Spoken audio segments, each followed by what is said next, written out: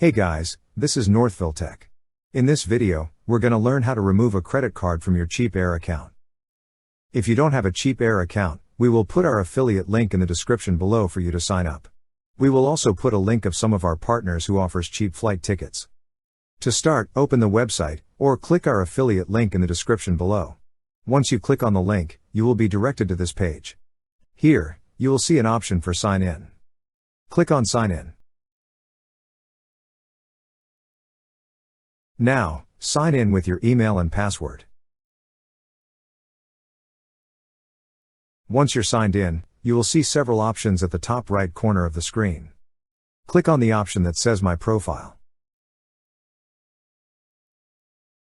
On this page, you will see a section for credit cards. To remove, click on the X icon beside the credit card you wish to remove. Then a pop-up message will appear asking if you're sure you want to remove this card. To proceed, click on Yes. That's how you remove a credit card from your CheapAir account. Thank you so much guys for watching, and if you have not yet subscribed to our YouTube channel, please subscribe to our YouTube channel as we create tech videos almost every day.